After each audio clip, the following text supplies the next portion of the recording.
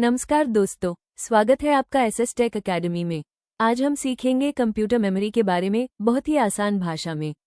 Computer में memory का काम केवल डेटा स्टोर करना ही नहीं है, बल्कि सीपीयू को इंस्ट्रक्शंस और जरूरी इन्फॉर्मेशन उपलब्ध कराना भी है। इस वीडियो में हम समझेंगे रैम, रोम, कैशे मेमोरी, रजिस्टर्स और वर्चुअल मेमोरी को। साथ ही हम जानेंगे एचडीडी और एसएसडी में क्या अंतर है और कंप्यूटर मेमोरी हायरार्की कैसे काम करती है। तो अगर आप कंप्यूटर को बेसिक से समझना चाहते हैं तो इस वीडियो को अंत तक जरूर देखिए। चलिए शुरू करते हैं। कंप्यूटर मेमोरी क्या होती है? कंप्यूटर मेमोरी वो जगह है जहां कंप्यूटर डेटा, इंस्ट्रक्शंस और प्रोसेसिंग रिजल्ट्स को स्टोर करता है। सरल शब्दों में, जब कंप्यूटर कोई काम करता है तो उसे डेटा और इंस्ट्रक्शंस की जरूरत होती है। मेमोरी इस इंफॉर्मेशन को संभाल कर रखती है ताकि सीपीयू उसका उपयोग कर सके। कंप्यूटर मेमोरी को मुख्य रूप से दो भागों में समझा जाता है, प्राइमरी मेमोरी और सेकेंडरी मेमोरी। प्राइमरी मेमोरी में रैम, रोम, कैशे और रजिस्टर्स जैसी मेमोरी शामिल होती है। वहीं सेकेंडरी मेमोरी में एचडीडी, एसएसडी, यूएसबी ड्राइव और मेमोरी कार्ड जैसे स्टोरेज डिवाइसेस आते हैं। यानी मेमोरी कंप्यूटर के काम करने की एक बहुत महत्वपूर्ण फाउंडेशन है। अब बात करते हैं कंप्यूटर मेमोरी के टाइप्स की। पहला है प्राइमरी मेमोरी। इसे सीपीयू सीधे एक्सेस कर सकता है। ये तेज होती है, लेकिन इसकी कैपेसिटी आमतौर पर सीमित होती है। इसके उदाहरण हैं रैम, रोम, कैशे मेमोरी और रजिस्टर्स। दूसरा है सेकेंडरी मेमोरी। यह मुख्य रूप से लंबे समय तक डेटा स्टोर करने के लिए इस्तेमाल होती है। इसके उदाहरण हैं एचडीडी, एसएसडी, यूएसबी ड्राइव और मेमोरी कार्ड। प्राइमरी मेमोरी की स्पीड सेकेंडरी स्टोरेज से अधिक होती है। याद रखिए, प्राइमरी मेमोरी फास्ट होती है, जबकि सेकेंडरी मेमोरी बड़ी कैपेसिटी में डेटा स्टोर करने के लिए उपयोगी होती है। अब समझते हैं रैम यानी random access memory. RAM computer की टेम्पररी मेमोरी होती है। जब हम कोई एप्लीकेशन या प्रोग्राम चलाते हैं तो उसका जरूरी डेटा रैम में टेम्पररीली रखा जाता है। रैम को वॉलेटाइल मेमोरी कहा जाता है क्योंकि कंप्यूटर की पावर बंद होने पर रैम में मौजूद डेटा खो जाता है। रैम की कुछ प्रमुख विशेषताएं हैं फास्ट एक्सेस, टेम्पररी स्टोरेज और बेहतर मल्टीटास्किंग। जितनी पर्याप्त रैम होगी, उतनी आसानी से कंप्यूटर एक साथ कई एप्लीकेशंस चला सकता है। रैम के कॉमन जनरेशंस हैं DDR3, DDR4 और DDR5। सरल शब्दों में, रैम सीपीयू को काम करने के लिए जरूरी डेटा जल्दी उपलब्ध कराती है। अब बात करते हैं रोम यानी रीड ओनली मेमोरी की। रोम का उपयोग कंप्यूटर के स्टार्टअप और हार्डवेयर इनिशियलाइजेशन से जुड़ी महत्वपूर्ण इंस्ट्रक्शंस को रखने के लिए किया जाता है। रैम के विपरीत, रोम से जुड़ी मेमोरी नॉन वॉलेटाइल होती है, यानी पावर बंद होने के बाद भी इंफॉर्मेशन बनी रहती है। कंप्यूटर के फर्मवेयर में बीओएस या यूईएफआई जैसी स्टार्टअप इंस्ट्रक्शंस होती हैं, जो सिस्टम को बूट करने में मदद करती हैं।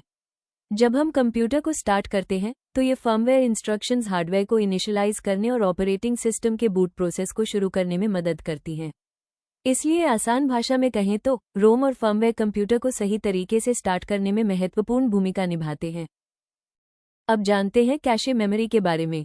कैशे एक बहुत तेज मेमोरी होती है जो सीपीयू के अंदर या उसके बहुत करीब स्थित होती है। इसका मुख्य उद्देश्य फ्रीक्वेंटली यूज्ड डेटा और इंस्ट्रक्शंस को सीपीयू के पास रखना है ताकि सीपीयू उन्हें जल्दी एक्सेस कर सके। कैशे मेमोरी के मुख्य लेवल्स हैं L1, L2 और L3 कैशे। L1 सबसे छोटी और सबसे तेज होती है। L2, L1 से बड़ी लेकिन थोड़ी धीमी होती है। और L3 कैशे आमतौर पर सबसे बड़ी होती है और कई सीपीयू कॉर्स के बीच शेयर्ड हो सकती है। इस तरह कैशे सीपीयू और रैम के बीच एक फास्ट बफर की तरह काम करती है और प्रोसेसिंग को अधिक एफिशिएंट बनाने में मदद करती है। अब आते हैं कंप्यूटर मेमोरी की सबसे छोटी और सबसे तेज मेमोरी यूनिट्स में से एक, रजिस्टर्स पर। रजिस्टर्स सीपीयू के अंदर मौजूद बहुत ही छोटी और तेज स्टोरेज लोकेशंस होती हैं।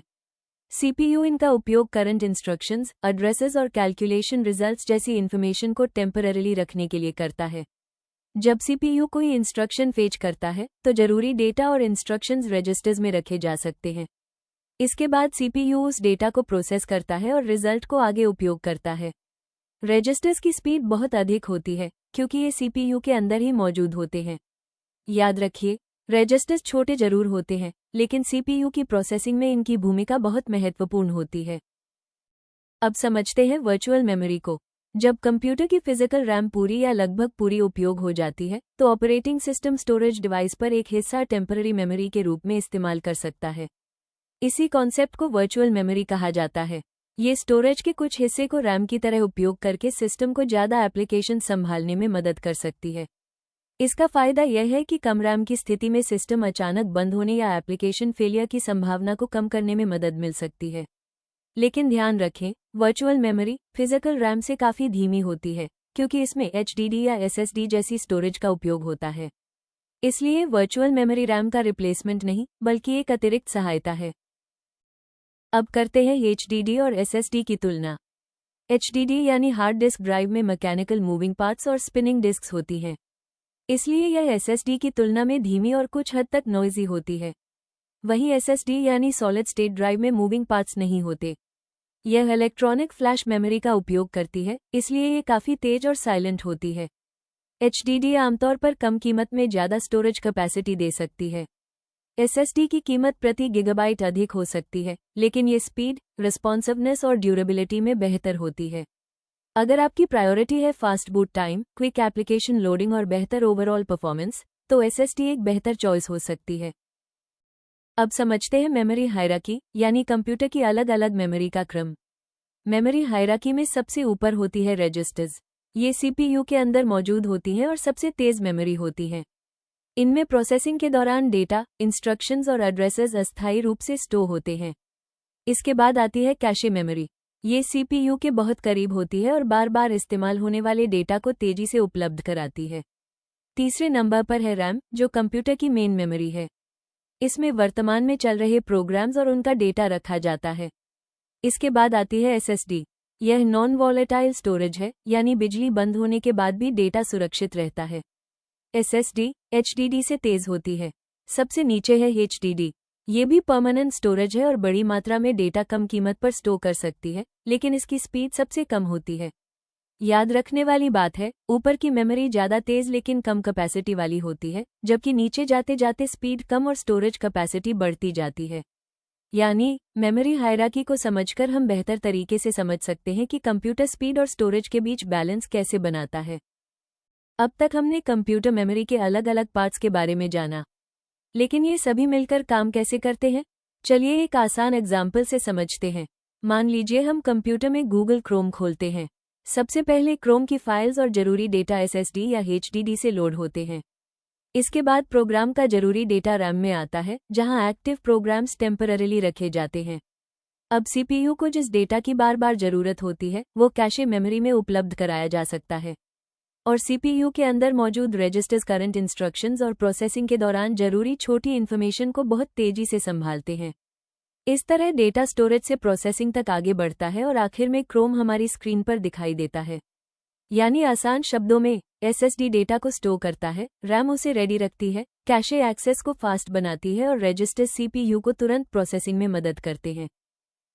तो दोस्तों, आइए जल्दी से पूरे चैप्टर का रिवीजन करते हैं। आज हमने सबसे पहले जाना कि कंप्यूटर मेमोरी क्या होती है और कंप्यूटर में इसकी क्या भूमिका है। फिर हमने रैम के बारे में सीखा, जो टेम्पररी वर्किंग मेमोरी है। हमने रोम को समझा, जो सिस्टम स्टार्टअप और फर्मवेयर इंस्ट्रक्शंस से जुड़ी महत्वपूर्ण इन्फॉर्मेशन को बनाए रखती है। इसके बाद हमने कैशे मेमोरी और रजिस्टर्स को समझा, जो CPU को बहुत तेजी से डेटा और इंस्ट्रक्शंस एक्सेस करने में मदद करते हैं। हमने वर्चुअल मेमोरी के बारे में भी जाना, जो रैम कम होने पर स्टोरेज के एक हिस्से का उपयोग करती है। फिर हमने HDD और SSD की तुलना की और जाना कि SSD स्पीड और परफॉर्मेंस के लिए बेहतर विकल्प हो सकती है। और अंत में हमने समझा कि ये सभी मेमोरी कंपोनेंट्स मिलकर कंप्यूटर को एफिशिएंटली काम करने में मदद करते हैं। उम्मीद है अब आपको कंप्यूटर मेमोरी का कॉन्सेप्ट अच्छी तरह समझ आ गया होगा। तो दोस्तों, कंप्यूटर मेमोरी पर हमारा ये लेसन यहीं समाप्त होता है। उम्मीद है इस वीडियो से आपको कंप्यूटर मेमोरी के अलग अलग टाइप्स और उनके काम को समझने में मदद मिली होगी। अगर आपको ये वीडियो यूजफुल लगा हो तो लाइक जरूर करें, अपने दोस्तों और क्लासमेट के साथ शेयर करें और SS टेक अकेडमी को सब्सक्राइब करना न भूलें। ऐसे ही आसान भाषा में कंप्यूटर बेसिक्स, हार्डवेयर, सॉफ्टवेयर और नेटवर्किंग सीखने के लिए हमारे साथ जुड़े रहिए। याद रखिए, लर्न, प्रैक्टिस एंड ग्रो। मैं आपसे मिलूंगा अगले वीडियो में एक नए और इंटरेस्टिंग कंप्यूटर टॉपिक के साथ।